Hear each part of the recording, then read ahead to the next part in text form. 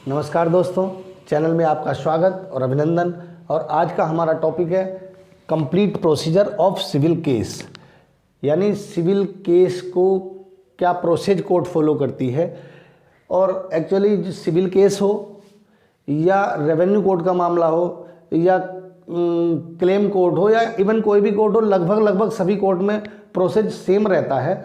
और आपने सुना होगा लोगों को अक्सर कहते हुए, लोगों को जानने की ये जिज्ञासा भी रहती है कि इतना लंबा वक्त कोर्ट में सिविल केस के मैटर में कैसे लग जाता है। तो आप देखेंगे क्योंकि रेवेन्यू केस पर भी सीपीसी एप्लीकेबल है और यहाँ भी सीपीसी एप्लीकेबल है, तो हम इसका पूरा प्रोसेस, क्या प्रक्रिया कोर्ट में अपनाई जाती है और इतना लंबा समय किस प्रकार से लग जाता है, इस सारे प्रोसेस को स्टेप बाय स्टेप इसको डिस्कस करेंगे।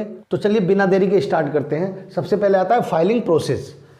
तो देखिए, प्लेंटिव यानी वादी अपने प्लेंट को, दावे को तैयार करके सबसे पहले order 7 rule 1 civil procedure court के अंतर्गत उसको फाइल करता है और उसी के साथ साथ अपने वो सारे डॉक्यूमेंट्स जो उस केस से रिलेटेड हैं उसको भी उस दावे के साथ सबमिट करता है और फिर एक डेट लगती है।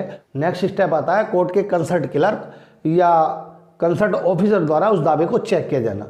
और दावे में वे बाबू मोस्टली 3 बातों को चेक करते हैं और ऑफिस रिपोर्ट बना करके उनको मेंशन करना होता है। वो ऑनरेबल जज साहब के, ऑनरेबल मजिस्ट्रेट के समक्ष उसको प्रस्तुत करना होता है। तो देखिए वे क्या चीज़ करते हैं, मोस्टली 3 बातों को वो ध्यान रखते हैं।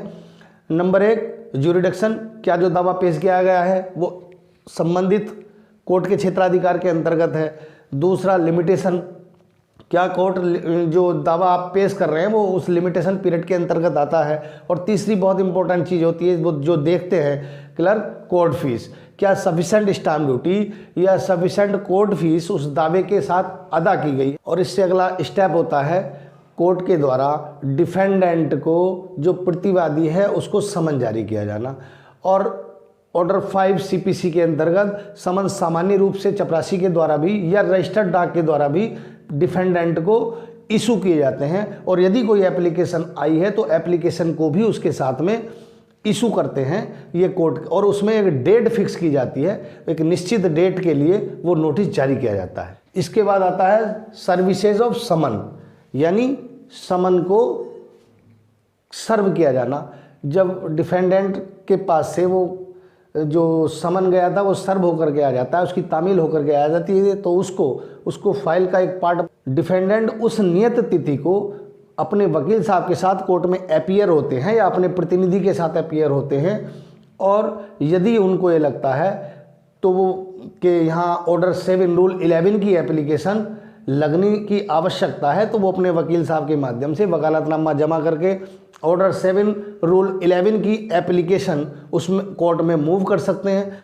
देखिए, और जहाँ तक ऑर्डर 7 रूल 11 की एप्लीकेशन की बात है तो वहाँ आप ये समझ लीजिए, अगर हम उसको डिटेल में बताएंगे तो वीडियो लंबा हो जाएगा।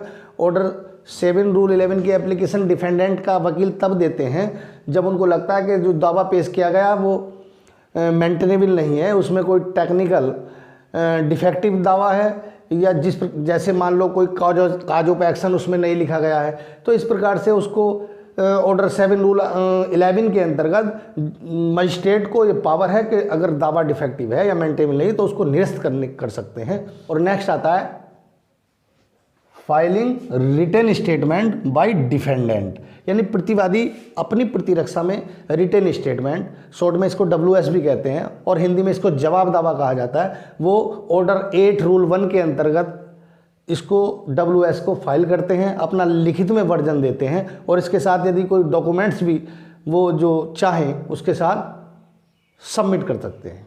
और इसके बाद यदि प्लेंटिव चाहे तो इस WS का जवाब, जिसको जवाबुल जवाब हम कहते हैं, वो कोर्ट से परमिशन लेकर के ऑर्डर 8 रूल 9 के एप्लीकेशन दे करके और कोर्ट से परमिशन लेकर के अपना काउंटर क्लेम कर सकता है, अपना रिजॉइंडर पेश कर सकता है। और नेक्स्ट स्टेप आता है इश्यूज़। तो देखिए, ऑनरेबल कोर्ट दोनों पार्टीज की फीलिंग को कंसीडर करते हुए इशू तय करती है। ऑर्डर 14 रूल 1 के अंतर्गत सीपीसी में जो प्रावधान दिया गया है, इश्यूज़ का मतलब बेसिकली यही है कि जो पार्टी में जो पॉइंट ऑफ डिस्प्यूटेड है, जो ऐसे बिंदु बना करके जो दोनों पार्टी की जो कंसीडर करते हुए कोर्ट ये देखती है कि ये बिंदु डिस्प्यूटेड है और उनको इशू बना करके कोर्ट तय करती है, अर्थात वादी और प्रतिवादी की फीलिंग को देखते हुए कोर्ट ये देखती है कि ये बिंदु डिस्प्यूटेड हैं, उन बिंदु को इशू बना करके उनको तय करना है या डिसाइड करना है। इस प्रकार से कोर्ट इशू बनाती है और फिर नेक्स्ट डेट फिक्स की जाती है। और अब बारी आती है एविडेंस की। सबसे पहले देखिए आता है प्लेंटिव एविडेंस। वादी को एविडेंस का मौका कोर्ट देती है और वादी या तो स्वयं बयान करता है या अपने गवाहों के एफिडेविट द्वारा फिर पेश कर सकता है, गवाहों के बयान दर्ज करा सकता है, या कोई ओरल या डॉक्यूमेंट्री एविडेंस या कोई भी उस केस से रिलेटेड डॉक्यूमेंट्स भी अपने एविडेंस के रूप में वो फाइल कर सकता है। और इसके बाद प्रतिवादी के वकील को ये अपॉर्चुनिटी दी जाती है कि जो साक्ष्य यानी उसके साथ क्रॉस एग्जामिनेशन करे, ये अर्थात जिरह करने का अवसर डिफेंडेंट के वकील को दिया जाता है। और ये सारा प्रोसेस स्टेप बाय स्टेप होता है, तो इसमें कई तारीखें पड़ जाती हैं, पहले गवाह बयान और फिर उससे जिरह। तो देखिए इस कोर्ट को इन सारे प्रोसेस से गुजरना पड़ता है। और इसके बाद नंबर आता है अब डिफेंडेंट के एविडेंस का। डिफेंडेंट प्रतिवादी भी को भी साक्ष्य का मौका दिया जाता है। प्रतिवादी भी अपने या तो खुद बयान, गवाहों के बयान करा सकता है और कोई भी ओरल या डॉक्यूमेंट्री एविडेंस कोर्ट में पेश कर सकता है।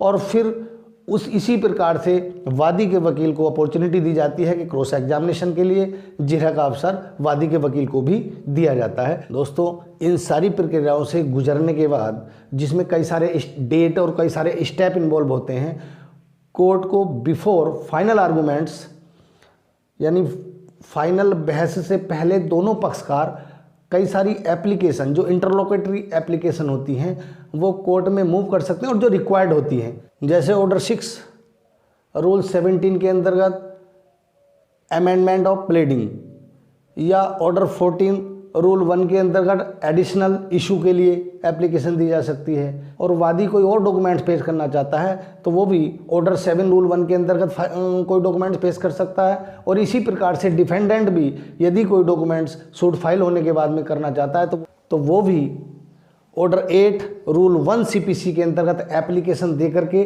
डॉक्यूमेंट्स फाइल कर सकता है। और यदि कोई पार्टी इंटरलोकेटरी आर्डर चाहती है तो 151 के अंतर्गत इंटरलोकेटरी एप्लीकेशन में आर्डर के लिए एप्लीकेशन दे सकता है। और देखिए दोस्तों उसमें फिर डेट फिक्स होती है, आर्गूमेंट होता है, ऑर्डर होता है। तो इन सारी प्रक्रियाओं से कोर्ट को गुजरना पड़ता है। और इसके बाद नंबर आता है ऑर्डर 18 का, जिसमें फाइनल आर्गूमेंट होती है। तो सबसे पहले कोर्ट वादी के वकील को या वादी पक्षकार को आर्गूमेंट करने का अवसर देता है। उसमें वादी अपने आप ओरल आर्गूमेंट कर सकता है, रिटन में अपनी बहस को दाखिल कर सकता है, या दोनों प्रकार से भी कोर्ट कई बार कंसीडर करती है बहस को। और उसके बाद डिफेंडेंट को इसी प्रकार से अपनी आर्गूमेंट करने का अवसर दिया जाता है। डिफेंडेंट भी अपनी आर्गूमेंट लिखित में भी दाखिल कर सकते हैं, ओरली मौखिक भी करते हैं, और दोनों प्रकार से भी कई बार प्रतिवादी के वकील को भी अपॉर्चुनिटी दी जाती है। दोनों पार्टीज़ को आर्गूमेंट का पूरा अवसर दिया जाता है कि अपने अपने साइटेशन पेश करें और अपने केस को रिलाई कर सके। और नेक्स्ट और अंतिम स्टेप होता है जजमेंट बाय कोर्ट, यानी कोर्ट के द्वारा ऑर्डर 20 CPC के अंतर्गत सारी एविडेंस को, बहस को कंसीडर करते हुए जो पूरी कार्रवाई हुई है, पूरे साक्ष्य और सुनवाई का अवसर जो दिया गया है, उस सारी बातों को कंसीडर करते हुए कोर्ट को जजमेंट करना होता है।